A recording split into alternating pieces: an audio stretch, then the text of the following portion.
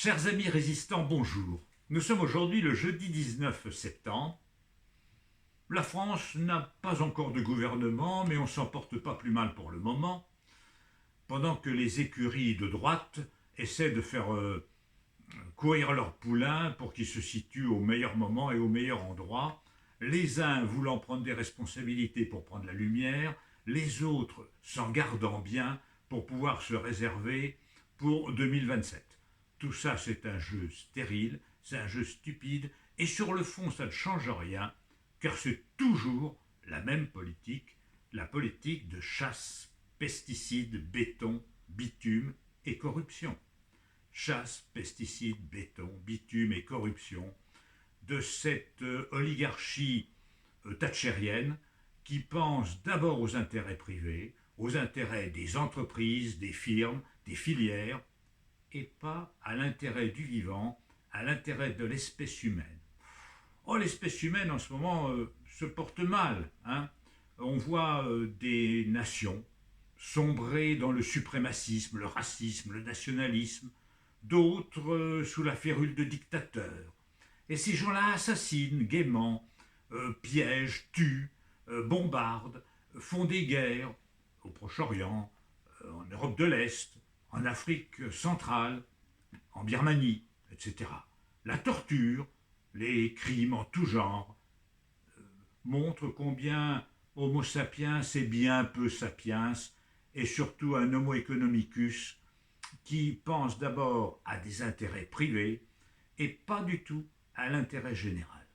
Alors, notre espèce, vous savez, n'a pas à s'enorgueillir de ce qui se passe maintenant, et vraiment, nous vivons le temps des assassins. Nous vivons le temps des assassins, et vous en avez de belles brochettes à la tête de certains États. Voilà, ceux qui perpétuent quotidiennement des crimes sans nom, des milliers de gens qui meurent. Bon, nous en France, on n'en est pas là. Mais nous, si on n'a pas des criminels, des assassins qui dirigent ce pays, on a quand même des corrompus. On a quand même des corrompus et je félicite les journalistes, parce qu'il y en a, des vrais journalistes, ceux qui ne sont pas des petits copistes des lobbies, qui font des investigations. Et la cellule de France Inter, la cellule d'investigation, avait consacré une émission au scandale de l'autoroute A69.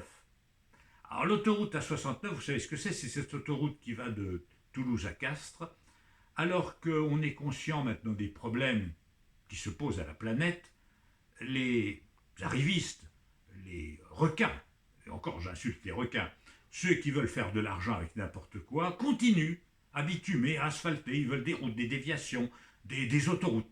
Et notamment cette autoroute A69.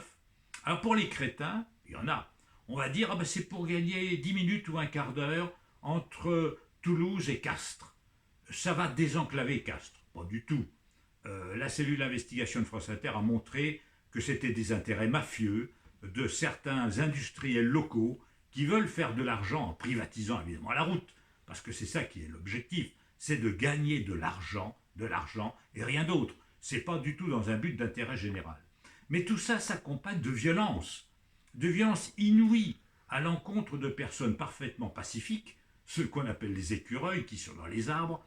Il y a des violences, il y a des hommes cagoulés qui essaient de mettre le feu à une habitation qu'occupent une femme et ses enfants et qui sont récalcitrants et qui ne veulent pas partir de l'aire de l'autoroute.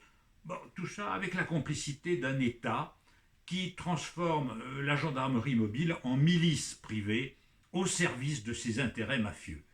Intérêts mafieux, comme on en avait trouvé dans Sivins, pour lequel un botaniste est mort, parce que une société voulait créer un barrage sur un ruisseau avec de l'argent public du département qui était du même port politique d'ailleurs que la société en question. Tout ça, c'est de la corruption. Nous vivons dans un monde de corrompus, comme d'autres au Proche-Orient vivent dans un monde d'assassins et de suprémacistes. L'homme n'est pas très beau dans tout ça. Bon, mais si vous voulez, c'est ainsi. Rassurez-vous, toute espèce, et la nôtre est une espèce animale comme les autres, acquiert dès son apparition sur la Terre une dette d'extinction. L'étude de l'évolution de la planète, de sa vie, de la vie de la Terre, qui a 4 milliards 600 millions d'années. C'est une vieille dame déjà. Il lui en reste encore à peu près autant à parcourir avant de finir dans un four qui sera le four solaire quand le Soleil finira de mourir lui aussi dans 4 milliards d'années. Voilà, vous ne serez plus là, les hommes ne seront plus là non plus, et peut-être que les poulpes les auront remplacés depuis bien longtemps. Bon, ce qui est apparu sur notre Terre, et ce qui est intéressant, c'est la vie. C'est la vôtre de vie, vie individuelle, et la vie tout court, la vie. Voilà, la vie est apparue, les espèces ont évolué, les espèces continueront à évoluer, et notre espèce n'est jamais qu'une espèce parmi d'autres. À un moment donné de l'histoire de la Terre, histoire qu'émaillent les mouvements tectoniques de la planète, les éruptions volcaniques, les chocs avec des météorites, etc., qui ont fait des extinctions massives d'espèces depuis que la Terre est apparue. Alors nous sommes dans une phase interglaciaire, comme on dit, c'est entre deux phases glaciaires. La dernière date de 10 000 ans, et la prochaine va venir peut-être bientôt, c'est-à-dire dans 1000 ou 1500 ans, on sera à nouveau dans une phase glaciaire. Pourquoi ?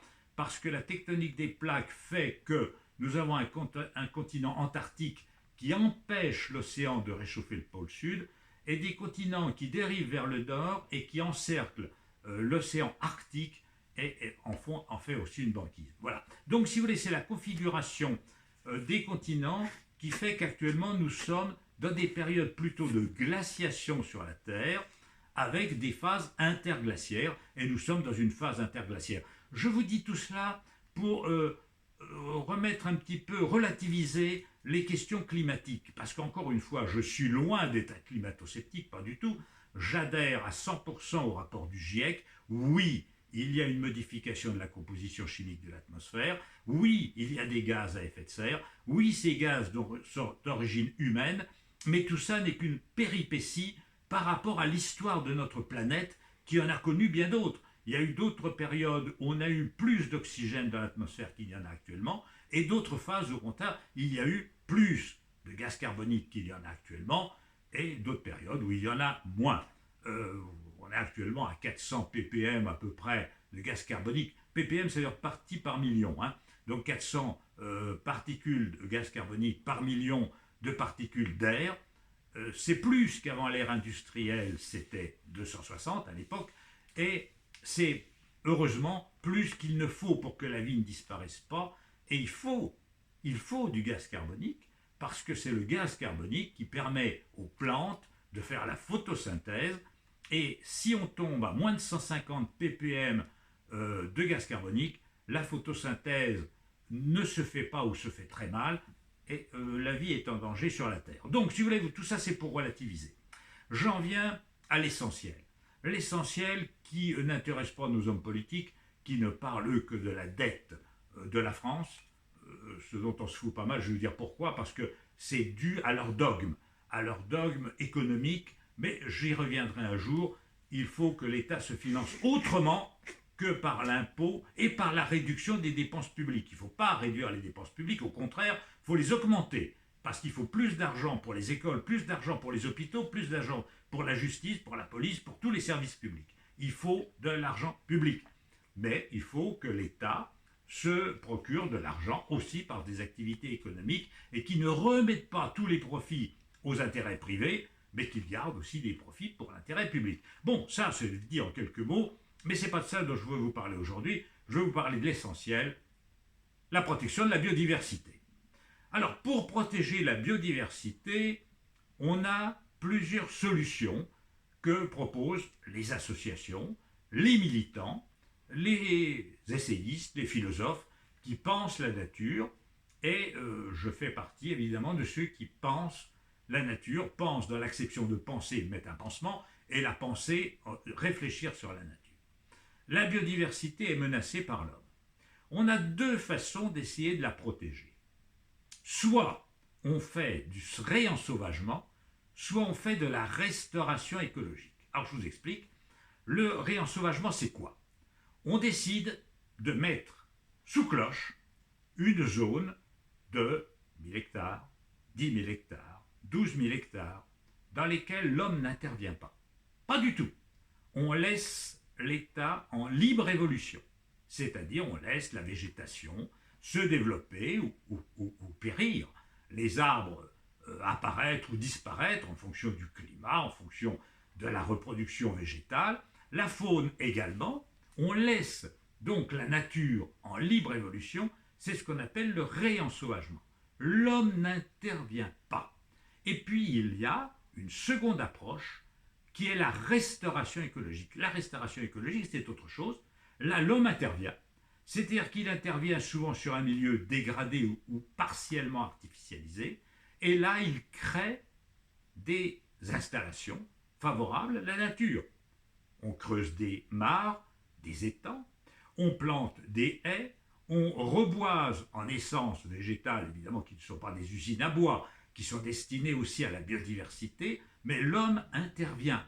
C'est ce qu'on appelle de la restauration écologique. Donc, il y a deux écoles. Il y a une école dite du réensauvagement. On laisse la nature en libre évolution, on n'intervient pas du tout. On crée des sortes de zones interdites pour l'espèce nuisible, c'est-à-dire l'espèce humaine, qui veut exploiter tout, détruire tout, nettoyer, faire propre. Vous savez, les gens, ils vous disent souvent « Ah, chez moi, je vais faire propre ». Ouais, faire propre, c'est enlever la vie. Bon, donc si vous voulez, voilà, là, on n'intervient pas, on laisse se développer la forêt, si elle doit se développer, ou des prairies, ou autre chose. Et où on fait de la restauration. Alors, dans quelle école je me situerais personnellement? Eh bien, je vous dirais dans les deux. Dans les deux, parce que parfois, il faut faire du réensauvagement, c'est-à-dire qu'il faut laisser la nature en libre évolution. Il faut avoir, pour ça, il faut des superficies assez grandes. Et parfois, il faut faire de la restauration, parce que la restauration permet d'accélérer aussi la reconquête de la biodiversité. Creuser des mares, c'est bien. Réaménager des cours d'eau de manière sauvage, enlever des barrages, c'est bien. Laisser la forêt pousser et replanter des essences adaptées, c'est bien. Donc, si vous voulez, moi, je crois qu'il n'y a pas à opposer ces deux écoles. Ces deux écoles existent parmi les protecteurs de la nature, parmi les écologues et parmi les militants, et je n'oppose pas une école à l'autre. Donc, faisons du réensauvagement là où nous pouvons, mais pour faire du réensauvagement, pour faire de la restauration écologique, il faut maîtriser l'espace. Et à ce stade-là, nous retombons évidemment sur la politique. Si on ne s'intéresse pas à la politique, comme le dit notre ami Thomas Legrand, c'est la politique qui s'intéresse à nous, hein, et la politique s'intéresse à nous actuellement en détruisant la nature. C'est-à-dire que nos gouvernants ne font ni l'un ni l'autre. Ils font des discours. La maison brûle, ils regardent ailleurs, mais ce qu'ils regardent surtout, c'est le portefeuille de leur commettant, et nous, la boucle est bouclée. Nous revenons à l'A69 et à ces gens corrompus qui gouvernent actuellement et qui mènent le monde à sa perte, c'est-à-dire qui mènent à la disparition de la biodiversité et au fait que la planète va devenir inhabitable. Parce que, si vous voulez, eux, leur raisonnement, c'est le suivant. « Oh, mon autoroute est indispensable. Ah, mon lotissement, c'est pas ça qui va changer le sort de la Terre. Ah, ma petite déviation de ma commune, c'est rien du tout. C'est qu'une petite réalisation. » Oui, mais c'est comme ça tous les jours, et c'est comme ça en permanence. Et un jour, ils finiront par couper le dernier arbre, et peut-être que ce jour-là, ils se rendront compte que ce sont des assassins. Mes amis, à bientôt j'espère, et continuez à méditer, si vous le pouvez, autour de vous, pour défendre la vie. À bientôt.